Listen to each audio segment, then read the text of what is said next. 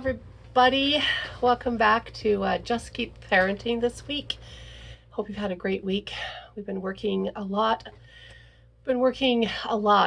On self-regulation this week in the classroom, and it's starting to pay off. The teachers are still struggling a little bit with um,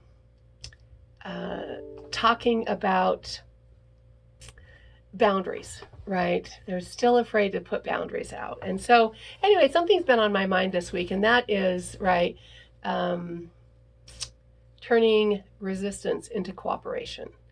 We've had some resisting children in the classroom, and how do we turn that into cooperation? Back a few weeks ago, we talked about the power of love, right, which was to see the best in each other. So this skill that we're going to talk about today, the skill of attributing positive intent, right, turning resistance into cooperation. We've had a few experiences this week that we've been able to actually put that into practice with. And so one of the things that sometimes we fall into the barrel with as we talk to our children, when there's been some resistance or when there's been a conflict, sometimes we have been heard to say, was that nice? Was that a nice thing to do? Right? Or if somebody hits a toddler, or if somebody, kicks somebody or whatnot, would you like me to push you now? Right? So we've probably all been known to say those things, and we're like, oh gosh, what did I just say? Right? Because what that does to children is that kind of tells them that they're thoughtless and mean, right?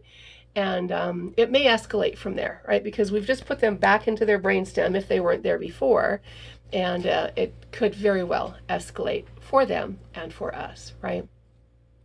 But if we think about the positive intent with that, right, turning resistance into cooperation, putting ourselves almost in the shoes of our children to be able to say, so you wanted your sister to move, so you may not push, right? Pushing hurts people, right? Kicking hurts people, biting hurts people, right? When you want her to move, you need to say, please move. Let's try it. Let's try it together. Please move, right? And then you don't have to push her or bite her, right? Because those things are mean. Those things hurt. And then if you come out of that, right, you're human. You've made a mistake, right? And so one of the things that I hope that we can improve our parenting, improve our caregiving with this week is to recognize that we can learn from our mistakes, right? Because then we're probably not going to be pushed back into our brainstem and it's going to escalate. We're probably going to find ourselves being more cooperative. And so this week, as we had a couple of situations where the children were being resistant, right? One of the things that I talked to the teachers about was helping them to see, right? So many times we just say, can't you see what's going on? No, they can't because they're in the brainstem, right?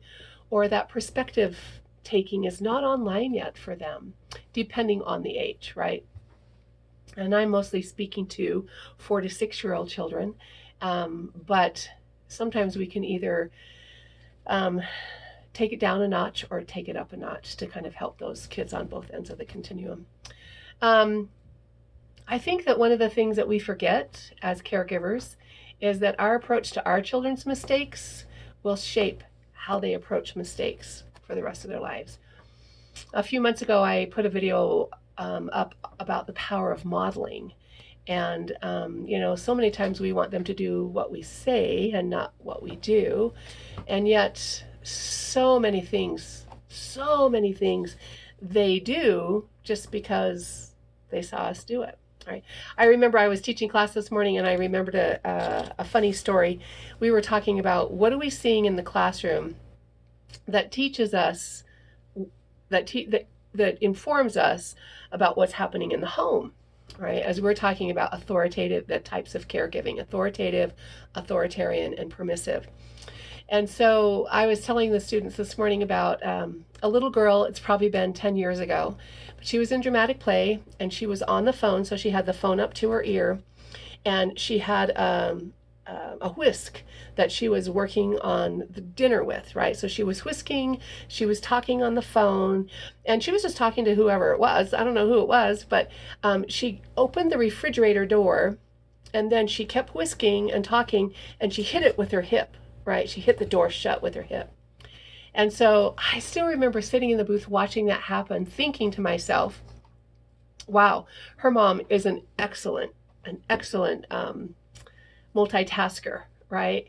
And is able to get a lot of things done. She's obviously busy, right? So we're taking that all.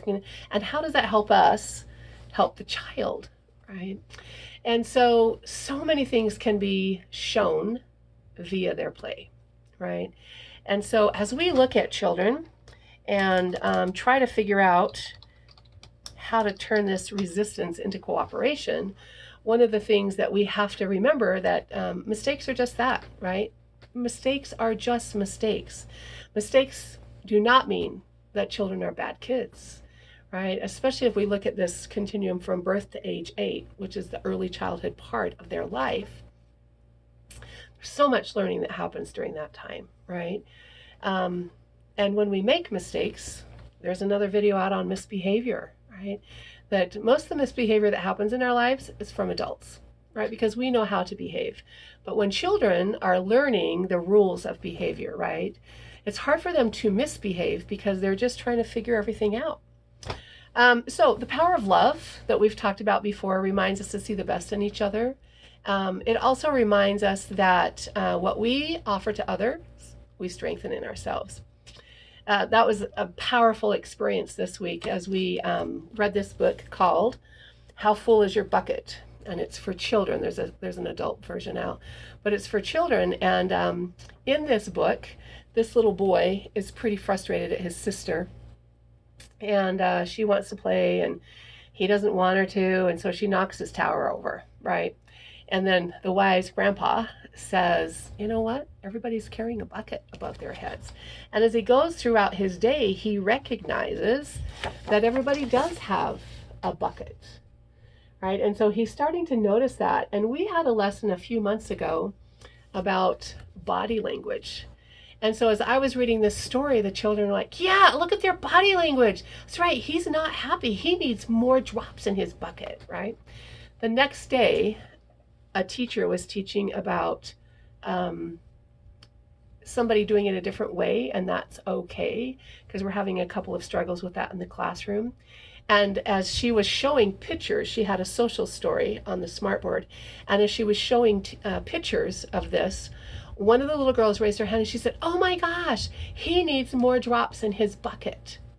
I sat there in the booth and I was just amazed that they were able to connect all of these different social emotional pieces into their cup hooks in their brain, right? And so I just thought, you know what, this is just amazing that these kids are recognizing at 4 and 5 years old body language, because we're talking about it, because we've read books about it, because we talk about what it looks like, right? They're recognizing that they're having a bad day, and maybe if I fill your bucket and I'm kind to you, then I get a drop plus you get a drop, so our buckets fill up, right? I love the fact that they can say, you know what, he's being mean because his bucket isn't full enough. And so I love that, the power of love, right? That we try to see the best in each other.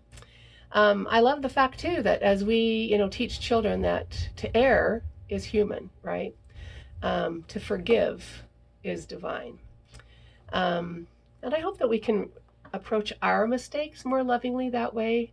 I know I still have a hard time. I'm like, oh gosh, you're so stupid when you do that, right? When in reality, I'm just still learning, right? I may have a little more gray hair than they do, but I am still learning on that so many powers, and especially this week on the skill of attributing positive intent, right? To help them figure out what they should be doing, what they can be doing. So as you go throughout your caregiving this week, as you go throughout your parenting this week, give yourself a little break, right? Approach your mistakes a little bit more lovingly, and help those around us out by giving them, I remember I used to call it, sometimes I still do call it, the 5 minutes of stupidity.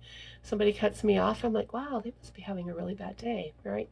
The kids would say, wow, they really need a little bit more they really need a little bit more love in their buckets, right? Whatever you choose to do.